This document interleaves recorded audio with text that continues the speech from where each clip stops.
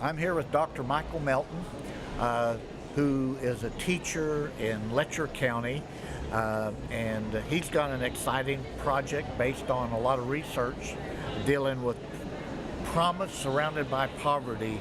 How do we survive? And so why did you come up with this topic, and why is it important? Well, Ronald, we've spoke about this several times, and this is about the third time that we've got a grant through KVEC, and a lot of it dealt with oral history. Of course, a lot of my own personal research has led me to realize that we have a lot of promise with our community, with our children, with our history, but we're surrounded by poverty. We've always been told that.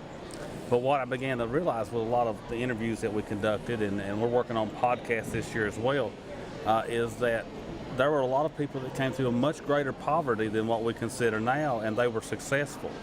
And what we're trying to find out is, listening from those individuals as we interview them, talk to them, what is the difference? Why were they a part of debilitating poverty compared to today, yet they were successful, and try to instill those same values in our children of today, in our communities today.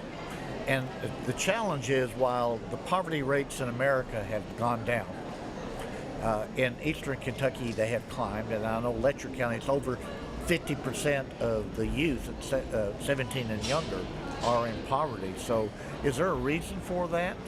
Well, I think we all in this area know the reason is that we lost. Well, our jobs always focused in a primary sector economy. Yep. Either we were extracting coal from the earth or logging, those types of things, and we didn't differentiate our economy enough. And then when we had some governmental changes and some regulation changes, and our economy power quadrant changed, then we began to lose a large number of jobs. And then a lot of the groups a lot of the people that were in that middle group with third and fourth grade children that were working class had to leave.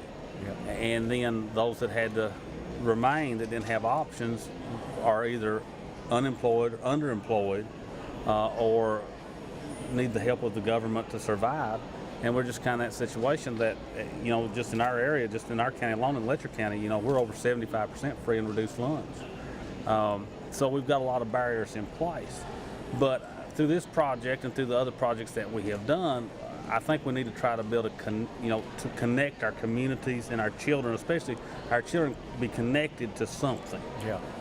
Because all the research, and the research, you've done it, that we not only have acute but chronic stressors in our area, and our children are dealing more with stress than ever before because of the situation that they're in, and a lot of times they feel hopeless and helpless. Yeah. Well, I think through this process and some of the other products that we've produced, that they get to see an opportunity that there have been people that have been much worse off than perhaps they are, but yet through hard work, dedication, positive outlook, maybe even faith, in many cases we've found, that they turn out to be highly successful individuals and lead very productive lives. And that's what we want for all of our children, is to be highly successful and productive, not necessarily that they become financially wealthy as what we would consider, but that they feel content with their station in life and that they're happy about it. And I think the positive way that you're trying to tell that story is so important. We know that in a Gallup survey back just a couple of years ago, that our congressional district ranked last in terms of people having a sense of hope and well-being, and we can't lose hope. And so anything we can do, kids or young people in the classroom, to realize, hey, there is a future, and so that they'll be more engaged in life. And all research says that in order for them to perform high academically, they've got to be engaged. Yeah. Well, how are they going to be engaged if we don't connect to them? Yeah. And if we don't connect our schools to our community and our community to our schools? And I think that's, you don't see that in the title of this, but because a lot of people might not understand what the promise is. Well, the promise is our children.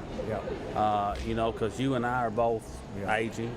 Before long we're going to probably be gone if all things goes. Speak for yourself. We're all temporary. But if we can instill that hope and that productivity and that passion and vision in our children, and connect them back to the community and let them see that there's a world out there that they can conquer, and that we've got the tools that they need to be able to do that, then that's hope. Yeah. Well, Dr. Melton, thank you so much for talking to us and for this work. It'll be exciting to see whenever you present your findings next April. Well, we're very excited at Electric Ancestral. I'm excited, and I think the kids that we're working with are really excited about it. And that's the key thing, is that they're involved and excited. Okay, thank you. Appreciate Thank you.